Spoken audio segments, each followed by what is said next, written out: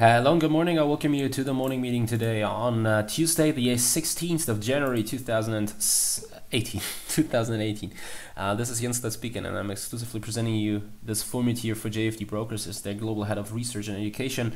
We want to have a look at the markets and how things are going. So in fact, the DAX is quite strong starting into the day, even though it looks like a roller coaster. So we started strong, we sold off heavily within minutes, and now we're making new highs again.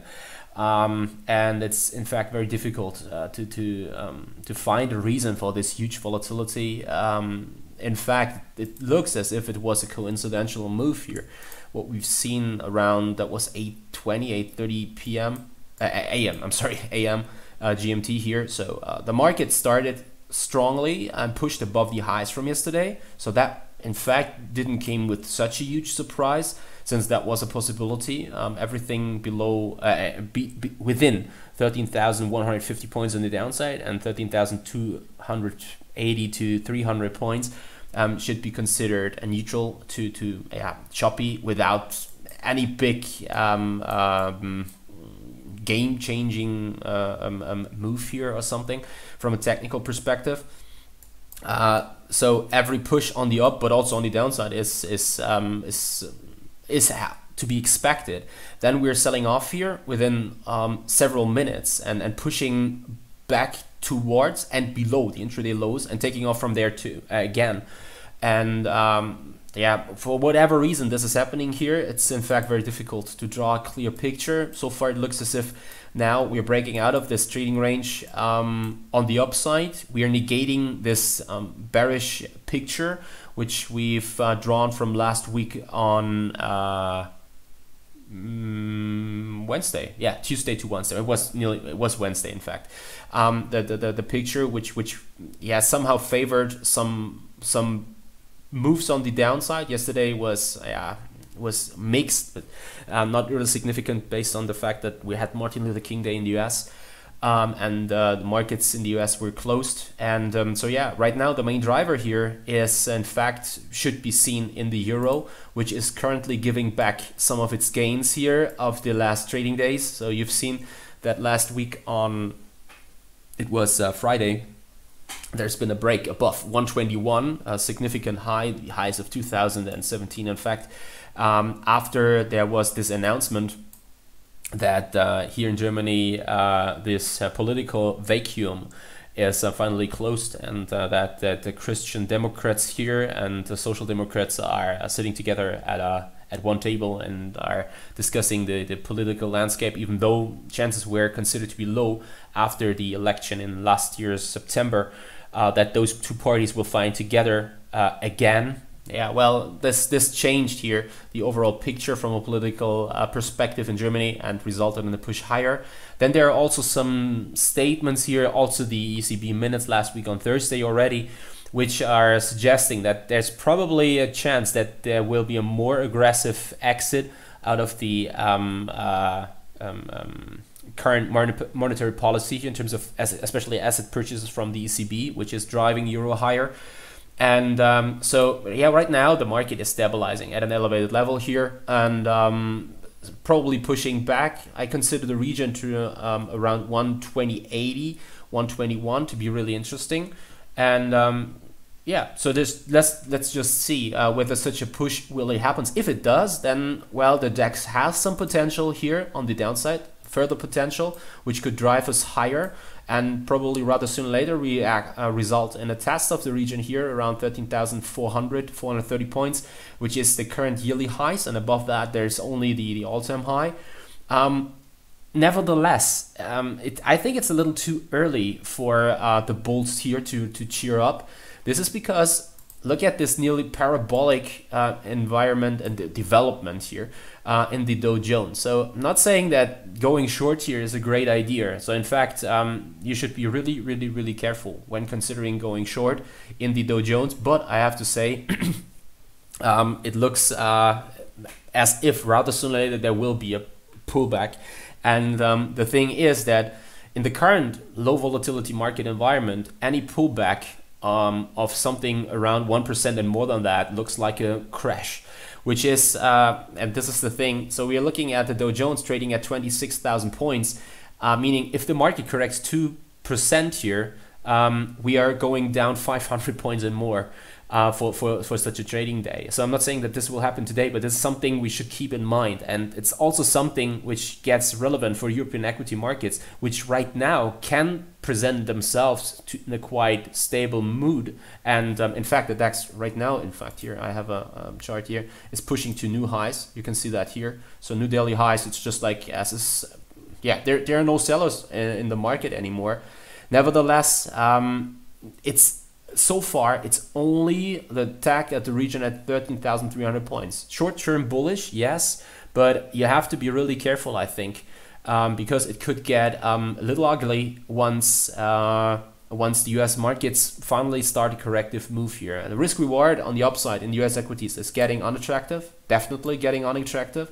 A very extended mode. You look at this. I mean, we're talking about an RSI which is trading at currently around, I don't know, what's it, 92? What do we have here? Yeah, nearly 90. And so it's very, very, very extended. So a corrective move seems imminent and likely in the meantime. And let's just see. If such a move really happens, it needs risk aversion, yes. It needs someone pulling the trigger, taking out the bids here to finally get such a corrective move, even though that's something which could get interesting for European equity markets. And even though the current picture looks quite good, and then with the break above 13,300, it's again completely short-term bullish. It nevertheless doesn't mean anything. There's a chance that most of these gains could be given back here when the US equity markets come in weaker. And that's something you always have to keep in mind here. So that's it on the DAX, that's it on the Dow. Let's have a look here at Euro USD. Again, yeah, 2080 to 121. That's probably the most interesting region to watch. It's a potential long trigger. Everything above 119, 1920 here. These are the lows here from the 9th of January. That's last week lows here. This is something we should definitely see as bullish. More interesting probably the current environment here in GBP USD. So in fact, right now we're making new daily lows, and probably we have some further room on the downside, which could also result in a retest of the region here around 136 to 36.20. It has to do with the fact that today's inflation data, which came in as expected, but core inflation came in at a number below expectation. So I think. By the way, I think I've opened it here. Yeah, so here. So you can see that core inflation came in at the lowest level since July 2017. Consumer prices itself, so the CPI here, came in at a, I'm sorry. Oh, by the way, no. That's not what I want. I want this one here, inflation rate. Inflation rate came in here, as you can see, at also the lowest levels since August here.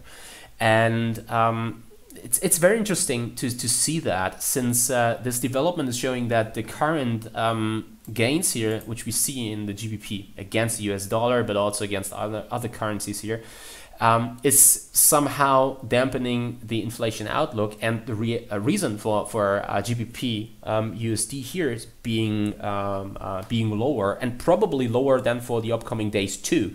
And this is probably the trend which could develop here. Then it has to do with the fact that this could dampen speculation around the further rate hike here of the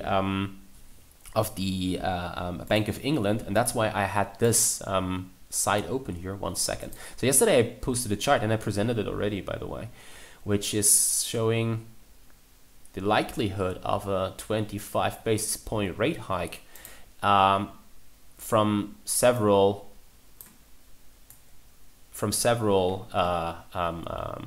central banks here. And in fact, in this G7 currency universe here, you can see that the most likely rate hike, or central bank which is expected to hike rates, is the Bank of Canada. It's orange here, and then in blue you have the Fed, and both are considered to hike rates at least 25 basis points till mid 2018. The green line here is the Bank of England. So if you look at the current swap markets here, what you can see is that these swap markets price in a chance of a rate hike from the Bank of England within the next 6 months by nearly 50%. And with this inflation data coming out here, that's mainly driving these expectations a little lower, and this is could be one of the drivers for a corrective move, which pushes us as low as 136, probably 36.20 here in the upcoming days. Then, even though similar to the Euro USD, this is a region which should be watched very closely, since it's a potential long trigger here, which could which could then drive prices again higher. Everything on a 4-hour chart, everything above 34.50 here should be considered bullish, I think.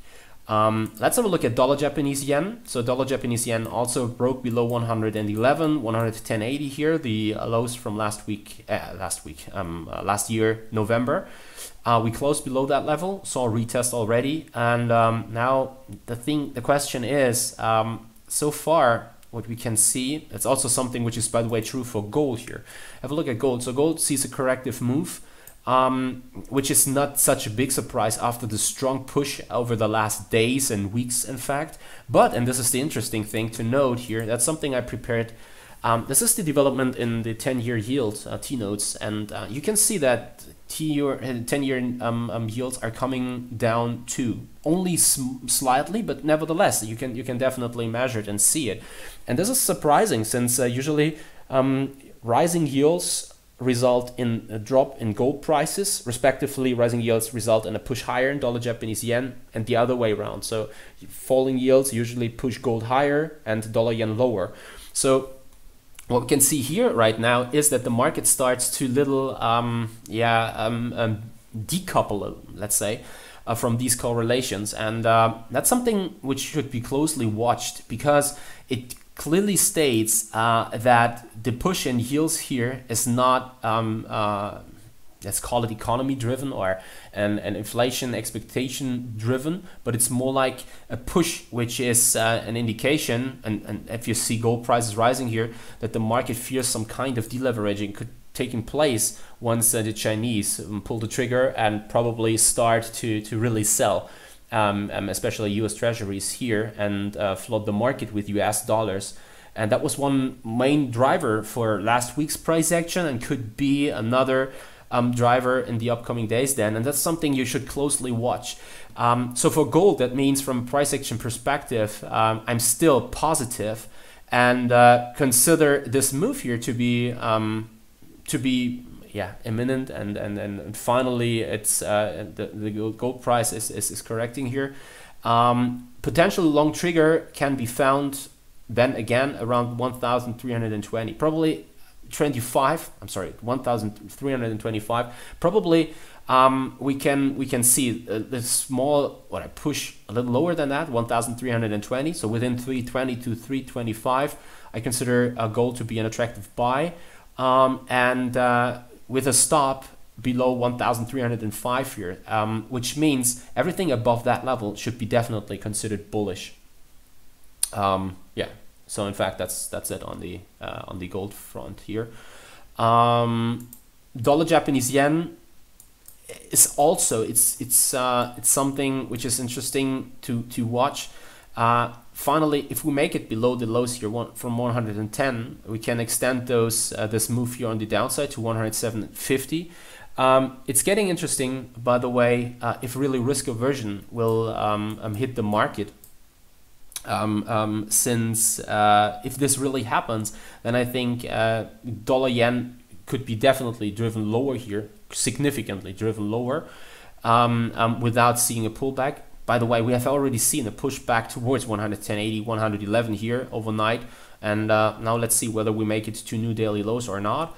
And also, by the way, interesting, that's something I presented to the German audience, is the level around 64 in crude oil.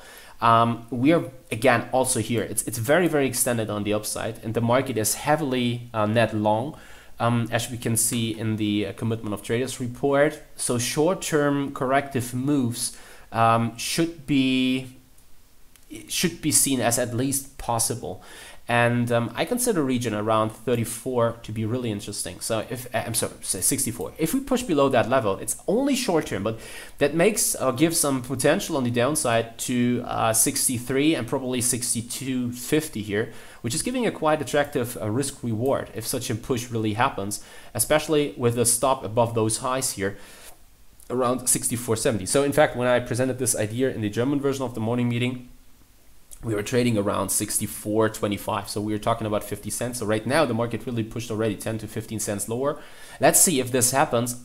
One interesting side note here is definitely the current reading in the RSI, which is showing a first bearish divergence here. So we made new highs after a first push last week. So one might remember that I mentioned over the day on Friday in the morning meeting that there's a chance that with push below 63, there's probably some momentum picking up. That didn't happen. In fact, the market reversed and pushed higher to new highs, but these were not confirmed here through higher highs in the RSI again, which is a first sign that the market probably is losing some of its momentum on the upside. And by the way, it's also true, you can also see this here in the 4-hour chart, as you can see here. Market's pushing higher, but not confirming those highs again. So probably this is the start from at least an intraday corrective move, which could push WTI, crude oil here a little lower. And from a risk reward perspective, I think an anti-cyclical short is right now probably quite interesting to watch. And yeah, so in fact, that's it from my end. I wish you happy trading. Watch your stops. Take care. Talk to you again then tomorrow at 10:30 a.m. GMT. I definitely look forward to it. And that's it from my end. So see you tomorrow. Have a nice day and bye-bye.